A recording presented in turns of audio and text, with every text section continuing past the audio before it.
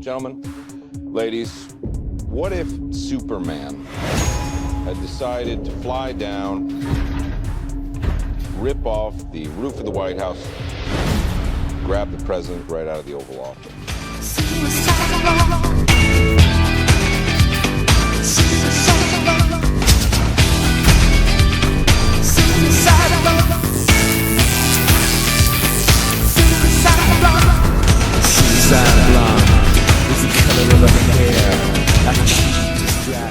So we are talking about DC's third entry into their expanded universe, Suicide Squad. This one, of course, based on the long-running DC comic book and stars Margot Robbie, Jared Leto, Will Smith, and among plenty of other ones. Directed by David Ayer, so the first guy outside of Zack Snyder to direct a DC Extended Universe movie.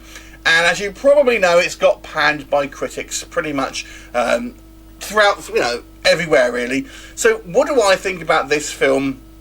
Now, I have to say, before I saw the critics' reaction to this film, I was really looking forward to it. I am more of a Marvel guy, to be fair, but I was really looking forward to Suicide Squad. I could have read the comic before, and I was excited by the kind of the promotional material of the trailers. I was really looking forward to it. And when I saw obviously the critics' reception, I was like, oh man, that's a real bummer. But I have to say, I liked it better than I thought I would because of the critics' reaction. So, I was really excited for it. Then my hopes were dashed because of all this kind of like stuff on Rotten Tomatoes and stuff like that. But when I actually saw the film, I actually liked it better than I thought I was, which was going to be my revised thought before. So it's certainly not as bad as I feel if you were just to take a glance at the tomato meter and stuff like that. That would lead you to believe. But there definitely is some issues there. This film definitely feels like it's a bit of a rush job. There's kind of very kind of choppy editing. There's scenes that don't quite make sense. There's, it's obvious where there's been reshoots as well. To kind of, apparently there's two versions of the film, and they've kind of melded them together to create this kind of hodgepodge version, which is a kind of a bit of a mess of tones in places. There are some good elements, and it is a fun film. I actually quite liked the interaction with the members of the squad. I do feel the morals went a little bit on an upward swing, a little bit too easily for pretty much everyone. To be fair, you can understand some people. I'm trying not to give spoilers here, but there's a point in the movie where people have a moral choice, and kind of there's a lot of high ground taking, and it just seems I can understand one or two maybe taking the high ground, but not all of them. But anyway.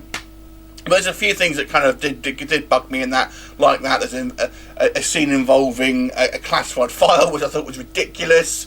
A lot of people have kind of levelled criticism about the villain. I actually didn't mind the concept of the villain, and even the person who played it. I'll give it away. I actually thought it was quite good. It was half baked. It just seemed to happen out of nowhere really quickly, and then given some crappy CGI effects to go with it as well, and really just a half baked plan about what was going on without any real explanation. I actually didn't mind the idea of it as much as some people, though. I thought it had some interesting, certainly at the beginning at least, it had some interesting ideas going on. I think the real key here is obviously the chemistry that's happening between the characters here. Now they have changed.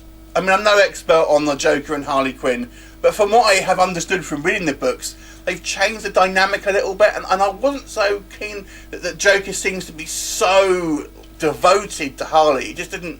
I don't remember reading it being quite like that, to be honest with you, in the comics. His obsession's Batman, isn't it? Not Harley Quinn. Anyway, but on the Harley Quinn side of things, I felt it made sense, but not so much on the Joker side. And then speaking of Joker, I actually quite like this interpretation of him. He's the most coherent, I would say, out of the Jokers that you've seen. He seems to be a much more of just a competent gangster. He reminds me very much of Joe Pesci's gangster in the Goodfellas, that kind of thing, but just with the kind of the clown aesthetic. But he just reminds me of that gangster, very kind of unpredictable, dangerous gangster who would soon as to step on your face rather than shake hands with you. and you know, it's kind of nice to see that. Very different from the kind of the previous incarnations. Anyway, it's overall, I kind of enjoyed it. It's a fun film. I didn't feel there was any kind of real standout action pieces. I felt the action scenes were a little bit mundane. Definitely a bit of a missed opportunity, but it's still fun.